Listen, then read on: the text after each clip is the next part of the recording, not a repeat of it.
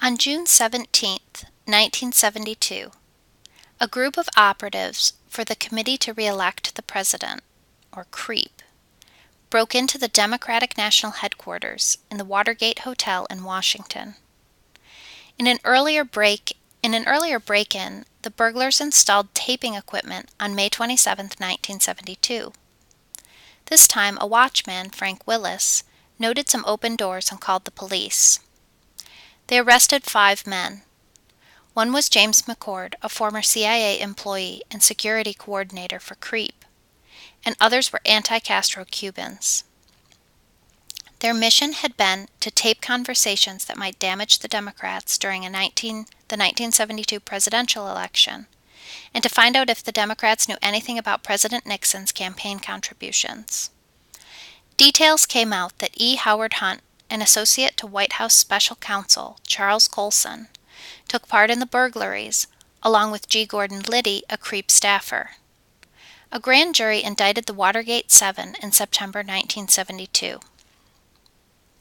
President Nixon easily won re-election in a landslide victory in 1972 over Democratic candidate George McGovern, similar to LBJ's landslide over Barry Goldwater in 1964. The Watergate break-in had no role during the 1972 campaign, but by early 1973, things began to unravel. In a trial before Federal District Judge John Sirica, details came out that the burglars received funds from CREEP. Investigations by Washington Post reporters Bob Woodward and Carl Bernstein linked the break-in to former Attorney General and CREEP Chairman John Mitchell. They also found that Mitchell and Secretary of Commerce Maurice Stans raised huge amounts of money for the Nixon campaign. They laundered large amounts via banks in Mexico. A secret source dubbed Deep Throat provided Woodward with leads. Woodward and Bernstein kept their sources secret until 2005, when W. Mark Felt of the FBI revealed that he and several other FBI personnel leaked the information to Woodward. Meanwhile, McCord, who faced a long prison term after the conviction of the Watergate 7 in January 1973, implicated Mitchell before Judge Sirica, and McCord also named White House staffer Jeb Stuart Magruder and counsel to the president John Dean.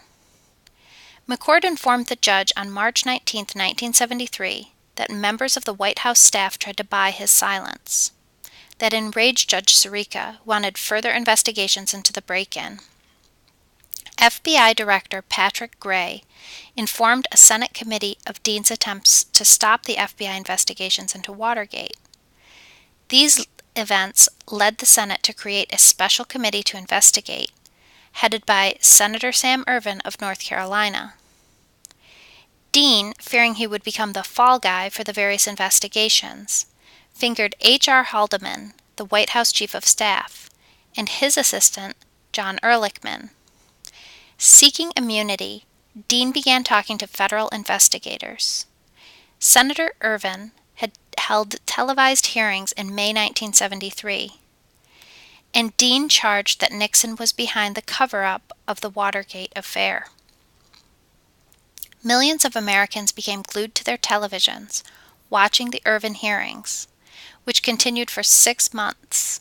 Jeb Stuart Magruder admitted that he and Mitchell organized the Watergate break-in.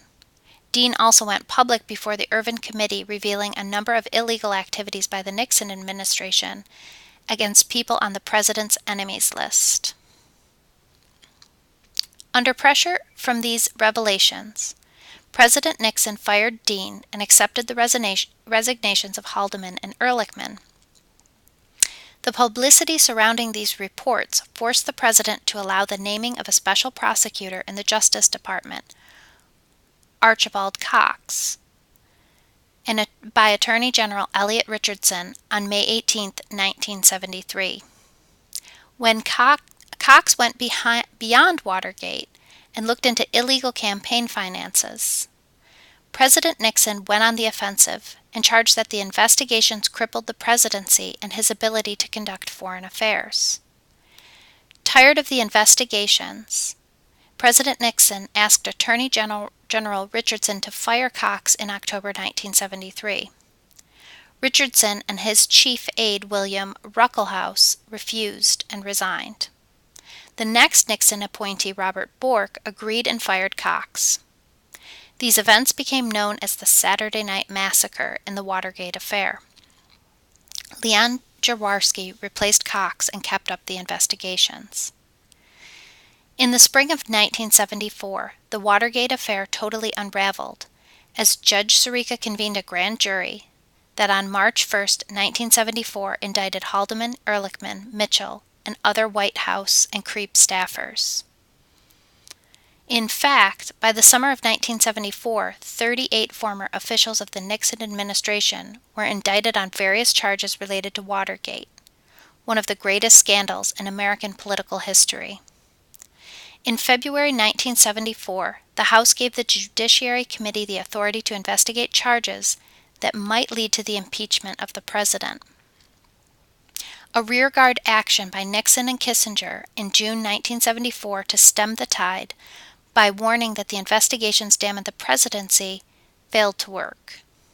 On July 24, 1974, the Supreme Court ruled 8-0 that President Nixon's claim of executive privilege was incorrect, and he had to turn over tapes to Judge Sirica and relevant portions to Special Prosecutor Jaworski and the House Committee.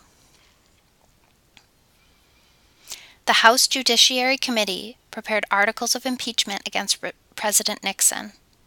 Speaking for the committee, Chairman Peter Rodino of New Jersey charged Nixon with 1. Obstruction of justice, 2. Defiance of Congress over the Watergate tapes, and 3. Using the CIA and FBI to deprive citizens of their constitutional rights. At this point, Republican leaders in Congress met with the president and advised him that he should resign for the good of the country to avoid impeachment and a public trial before the Senate that he would probably lose. Bowing to the inevitable, President Nixon announced on August 8, 1974, his resignation, effective the next day. President Nixon admitted only errors of judgment and argued that his enemies used the Watergate incident to destroy him. In the wake of his resignation, a steady stream of former Nixon officials were convicted and sent to prison. The Watergate affair revealed an abuse of power by President Nixon that went beyond the dirty tricks of the 1972 campaign and Watergate break-in. President Nixon left under a cloud, but later in his life he came back as a pundit on foreign policy issues. He never admitted any wrongdoing stemming from the Watergate break-in or misuse of the power of the presidency.